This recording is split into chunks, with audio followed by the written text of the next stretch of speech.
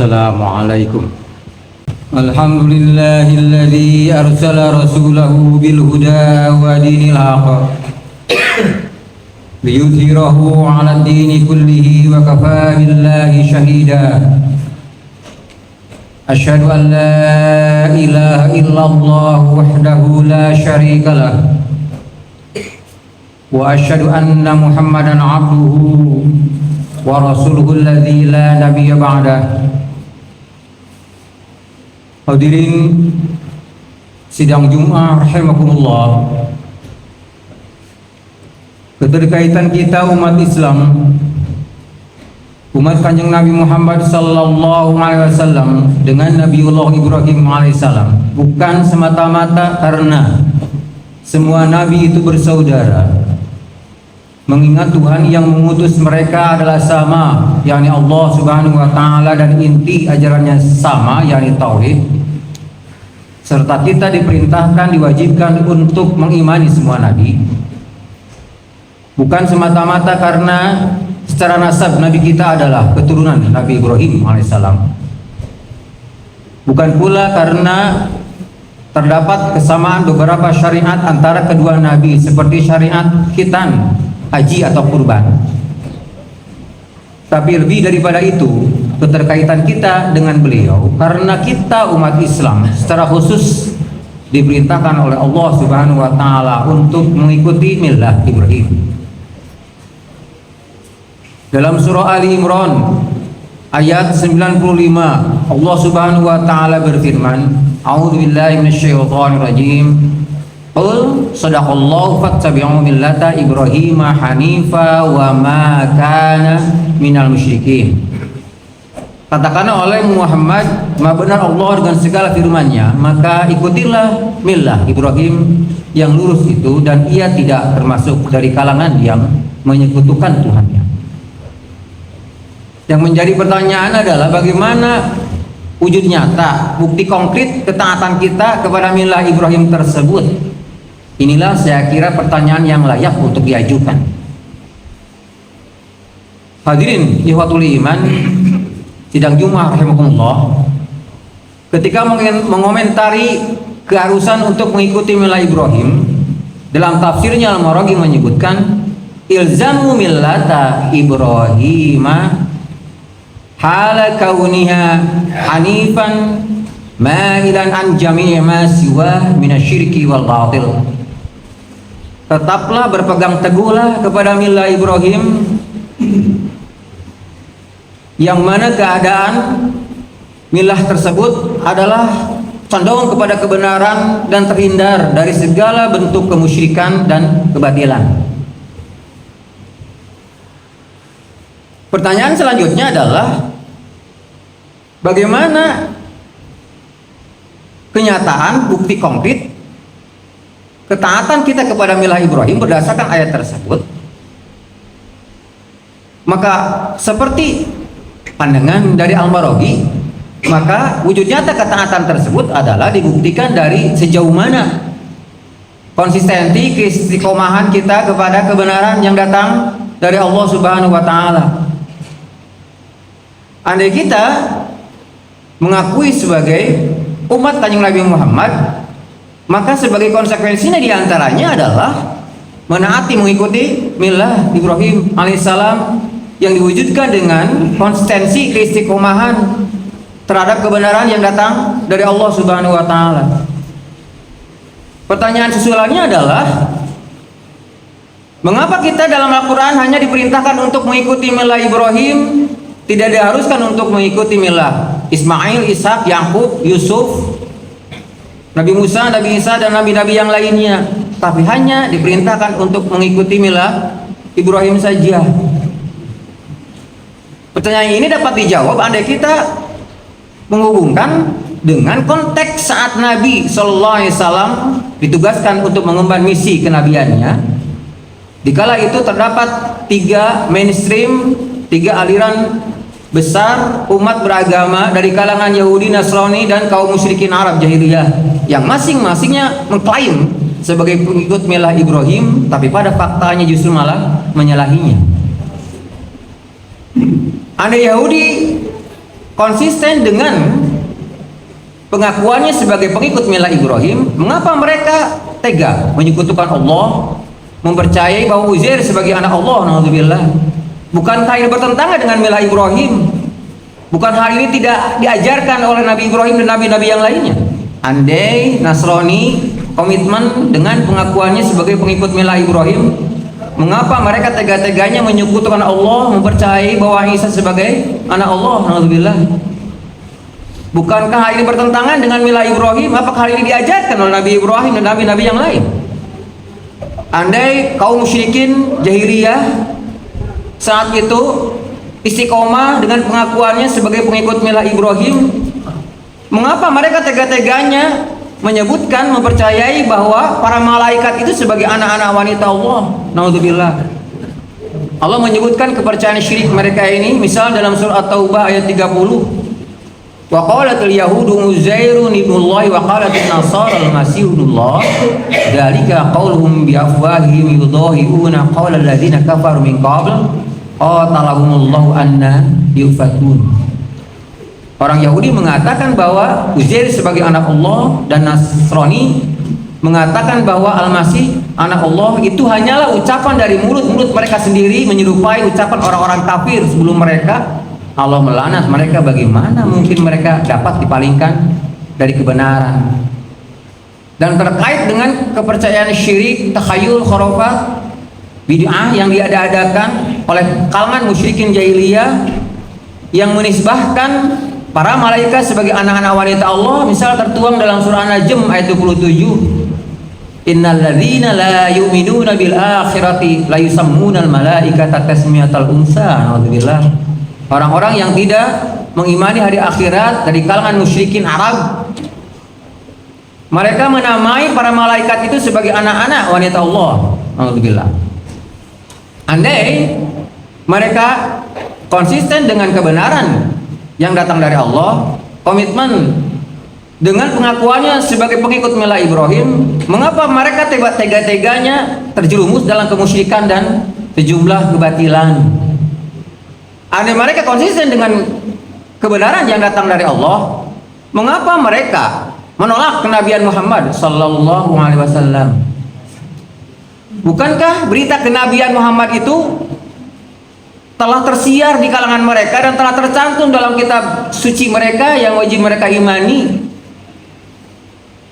Dalam kitab Tauhid, Syekh Abdul Majid Aziz Ajundani mengatakan, laqad basyaratil kutubus sabiqatul munazzalatu bi Muhammadin sallallahu alaihi wasallam qabla yughlaqa wa akhbarat bi sifati wa sifati qaumi wa zamani wa baladi. Sungguh kitab-kitab terdahulu telah menyampaikan kabar gembira mengenai Muhammad sebelum ia terlahir, ribuan tahun sebelum ia diciptakan. Dan kitab-kitab tersebut menginformasikan mengenai sifat-sifat Nabi, sifat-sifat kaumnya, zamannya, dan negerinya. Begitu detil, terperinci, jelas, transparan, sehingga mereka sejatinya telah mengenal Muhammad itu bagi mereka mengenal anak-anak mereka sendiri, seperti yang tertuang dalam surah Al-Baqarah 146. Alladzina atainahumul kitaba ya'rifunahu kama ya'rifuna abna'ahum wa inna fariqam minhum la yaktumunal haqqa wa hum ya'lamun. Orang-orang yang diberi Alkitab dari kalangan Yahudi dan Nasrani mengenal Muhammad itu bagi mereka mengenal anak-anak mereka sendiri, dan sesungguhnya sebagian mereka menyembunyikan kebenaran, sementara itu mereka sejatinya mengetahui kebenaran yang mereka sembunyikan tersebut. Begitu jelas, terperinci, detil, dan transparan, sehingga bagi mereka yang masih memiliki keimanan yang sahih terhadap kitab suci mereka, tak segan untuk mengimani Nabi Muhammad ketika ia menyatakan kenabiannya. Seperti yang Allah sebutkan misal dalam surah Al-A'raf ayat 157, Allah menyebutkan alladzina yattabi'una rasulan nabiyyal ummiyal ladzi yajidunahu maktuban 'indahum fit Taurati wal Injil ya'muruhum bil ma'ruf wa yanhahum 'anil munkar. Orang-orang yang mengikuti seorang rasul, yakni nabi yang ummi, yang mereka dapatkan tercatat dalam Taurat dan Injil yang ada pada sisi mereka. Nabi tersebut memerintahkan mereka untuk berbuat kebaikan dan mencegah mereka dari kemungkaran. Dari mana berita yang didapat oleh Waraqah bin Naufal, sepupu dari ayah Khadijah radhiyallahu anha yang mengetahui bahwa makhluk yang mendatangi Nabi Muhammad di Gua Hira ketika beliau mendapatkan wahyu pertama surah Al-Alaq ayat 1 sampai 5 itu adalah malaikat Jibril yang sempat mendatangi Nabi Musa, Nabi Isa dan nabi-nabi yang lainnya.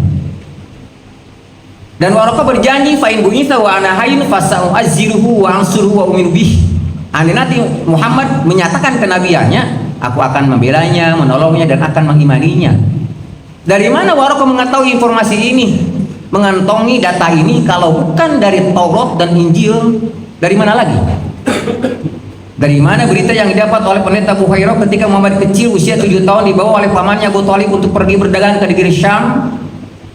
Dan di tengah perjalanan berpapasan dengan pendeta Buhairah tersebut yang mengetahui tanda-tanda kenabian yang ada pada Muhammad kecil, selalu dinaungi oleh awan saat bepergian dan ada bintik hitam di pundaknya. Dan pendeta ini berpesan kepada Abu Thalib agar menjaga anak ini karena dia akan menjadi seorang nabi. Dari mana berita yang dikantongi oleh Najasyi nun jauh di sana di Afrika yang bersedia untuk masuk Islam ketika datang sepucuk surat dari Rasulullah SAW di Makkah yang dibawa oleh orang-orang yang hijrah dari Makkah ke Habasyah, dan ia bersedia untuk taslim masuk Islam. Dari mana berita yang diperoleh oleh Abdullah bin Salam, seorang pendeta Yahudi Madinah yang bersedia untuk masuk Islam setelah kalah berdebat dengan Nabi, karena Nabi mengetahui informasi kenabiannya itu dalam Taurat sementara beliau tak bisa membaca dan menulis. Dan berita kenabian Rasulullah SAW itu terang jelas di dalam Taurat yang diimani oleh, dalam tanda kutip, oleh Abdullah bin Salam sebagai seorang pendeta Yahudi Madinah. Selanjutnya dia bersedia untuk masuk Islam. Data-data dalam kitab suci mereka dan sebagian mereka yang mengimani Rasulullah SAW menunjukkan kebenaran firman Allah dalam surah Al-Baqarah 146 tadi, bahwa sejatinya mereka mengenal Muhammad itu bagi mereka mengenal anak-anak mereka sendiri. Barakallahu li wa lakum.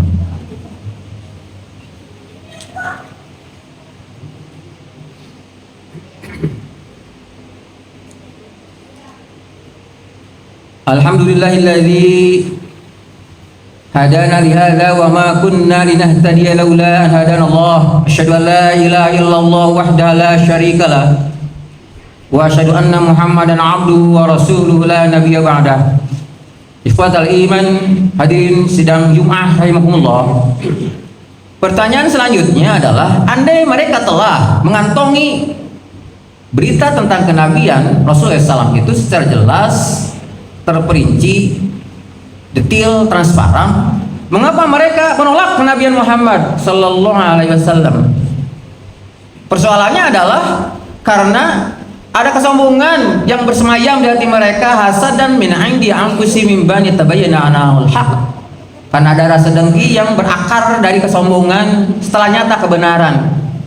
Kalangan Yahudi mengatakan, kenapa kenabian itu loncat dari Bani Israel kemudian kepada Bani Ismail yang merupakan kalangan yang inferior, bukan superior dari keturunan, kendati keturunan dari Nabi Ibrahim itu adalah keturunan dari seorang budak Hajar yang melahirkan Ismail alaihissalam. Bangsa Arab dalam masyarakat strata di bawah, secara strata statusnya itu di bawah orang-orang Yahudi. Kesombongan yang kemudian menempatkan mereka pada level tinggi karena Tuhan saja dinistakan oleh si Yahudi ini, apalagi untuk menistakan manusia.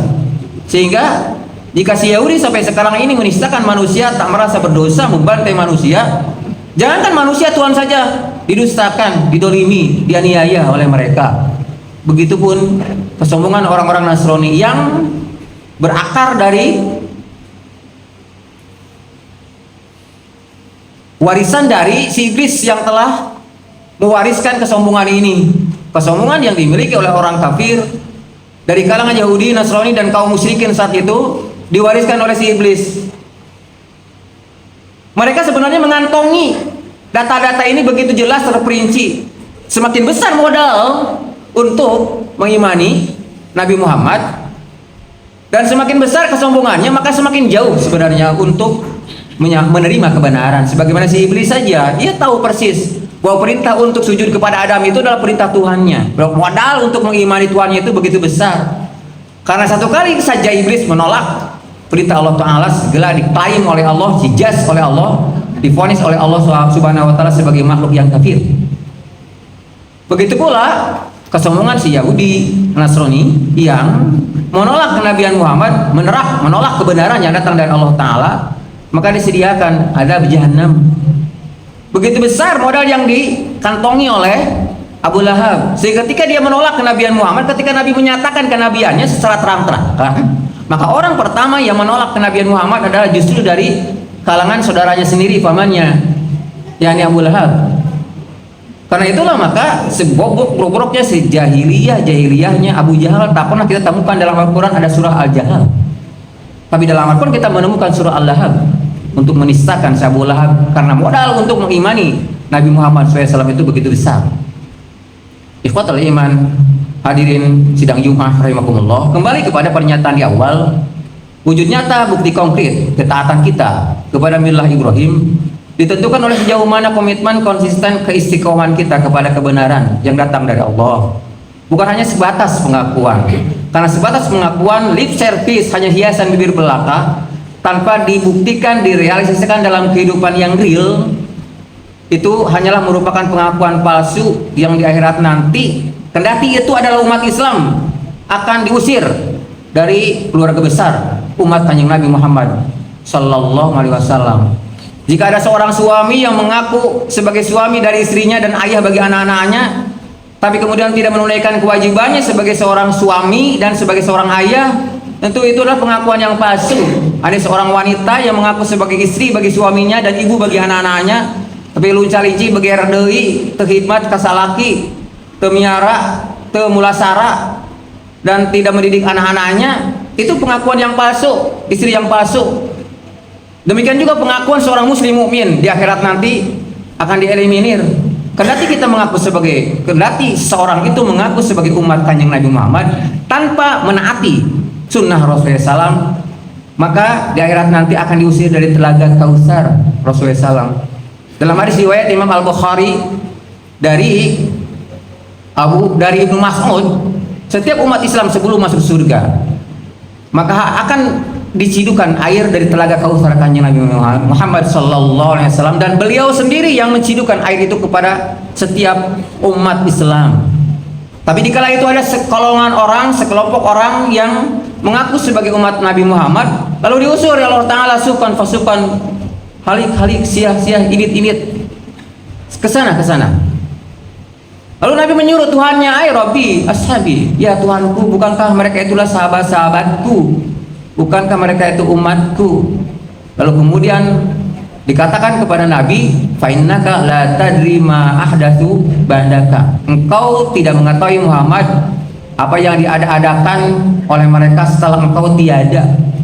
Mereka mengada-adakan, mengganti, merubah syariat, memformat syariat yang tidak diformatkan oleh Allah dan Rasulnya, melakukan suatu sunnah yang tidak dicontohkan oleh Allah dan Rasulnya, mengada-adakan, merubah, mengganti syariat agama. Kendati pengakuan mereka sebagai umat Islam, tapi kemudian kalau tidak menaati Rasulullah SAW, maka pengakuan itu sebagai pengakuan yang palsu dan di akhirat nanti dieliminir, dijauhkan dari keluarga besar umat Kanjeng Nabi Muhammad SAW. Naudzubillah, naudzubillah. Mudah-mudahan pelajaran yang dapat kita ambil dari milah Ibrahim sesuai dengan konteks sekarang ini menjadi suatu pelajaran yang berharga, agar pengakuan bukan hanya sebatas pengakuan dan sekedar status saja sebagai muslim mukmin, tapi kemudian harus dibuktikan dengan ketaatan mengikuti sunnah Rasulullah SAW, menjadikan beliau sebagai uswah hasanah dalam segala lingkup kehidupan. Rabbana la tuzigh qulubana ba'da idh hadaitana wa hab lana min ladunka rahmatan innaka antal wahhab. Rabbana dzalamna anfusana wa illam taghfir lana wa tarhamna lanakunanna minal khasirin. Rabbana atina fid dunya hasanah wa fil akhirati hasanah wa qina adzabannar. Aqulu qouli hadza wa astaghfirullah li wa lakum. Assalamualaikum warahmatullahi wabarakatuh.